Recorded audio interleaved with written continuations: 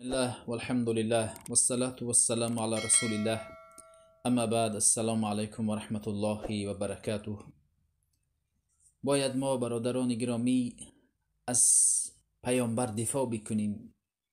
دفاع پیامبر این سنت های پیامبر را پهن کردن می باشد و حب پیامبر را با دل های مسلمان جای کردن می باشد. چرا امروز محبت پیامبر در دل ما خاموش شده است؟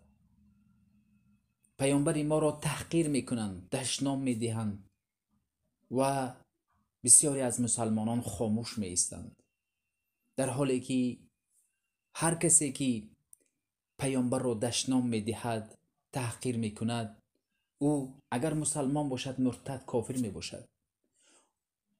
و هر کسی که پیامبر را دشنام میدهد، حکم او قتل میباشد. به این شک وجود ندارد.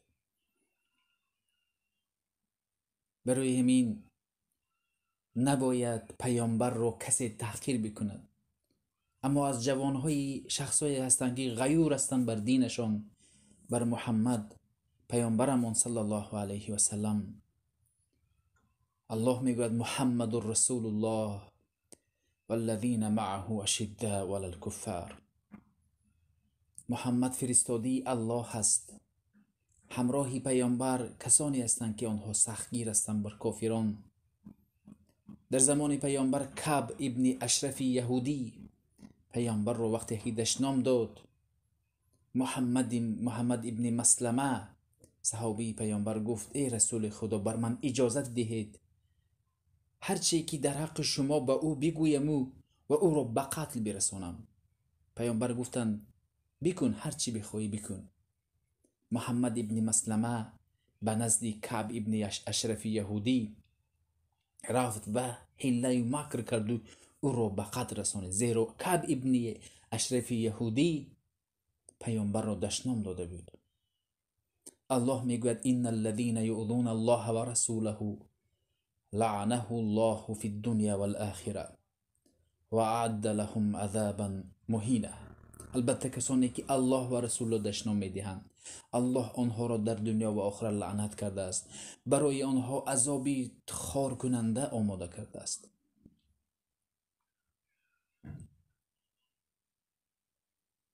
کسی که دانسته ندانسته پیامبر را تحقیر کرد، حکمش قتل می باشد. چرا که محمد پیامبر ما بهترین پیامبر است و اینچنین بر مسلمانان نباید و نشاید یگان پیامبر را تحقیر بکنند، زیرا یکی از واجبات های ایمان است که ما پیامبر ها را بینشان تفریقه ناندازیم.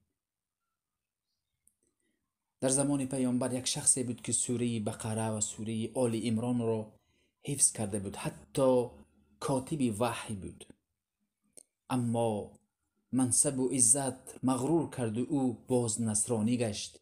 سپس به طرف نصرانی ها گریخت.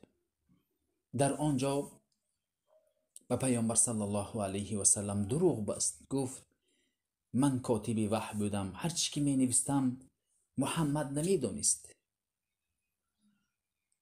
زیرا که وقتی که این کاتب وحی بود، وحی را می نویست، اگر خطا می نویست همان زمان الله به پیامبر خبر می داد. و پیامبر دروغ گفته بود به نزد نصرانی ها. دیر نگذشته الله او را جانش را گرفت. سپس وقتی که آن نصرانی ها او را گورانیدند، زمین به خشم آمد. به اذن الله زمین او را به بیرون پرتاب کرد. سپس این نصرانی ها گفتند این را محمد و یارانش کرده است. سپس قبر را چخورتر کفتند. باز فردا دیدند که قبر بیرون کرده است و سوم بار کردند، باز زمین او را بیرون کرد. سپس یقین کردند که این به پیامبر دروغ بسته است. ببینید، هر کسی که عزت را از مردم میخواهد، الله باز خار میکند. من یهین الله فما له من مکرم. هر کسی را که الله خار کرده است، کسی او را شرف و عزت داده نمیتواند. برای ما مسلمانان، ما باید مسلمانان غیور باشیم بر دینمون. وقتی که پدر و مادر ما، خواهر ما، برادر ما را کسی دشنام میدهد، ما ناآرام و بد خشممان می آید. ما وقتی که پیامبر، قرآن، حدیث، آیت و عالم های من را کسی دشنام دهد نگذاریم. پیامبر ما که چقدر کوشیدن برای هدایت ما، چقدر مشقت های دیدند و در آخرت نیز نزد الله به سجده می روند به الله و شفاعت ما را می کنند. چرا ما امروز خاموش هستیم؟ ما باید به فرزندان و کودکان خود محبت پیامبر را بر دل آنها بکاریم، نزد علماها پیوست بکنیم، سیره های پیامبر رو بخوانند که در آینده نمانیم پیامبر رو کسی دشنام بدهد، کسی به حدیث و آیت ها سخنهای بیجا بگوید. برادرهای گرامی، این بود درباره دفاع از پیامبر صلی الله علیه و سلم.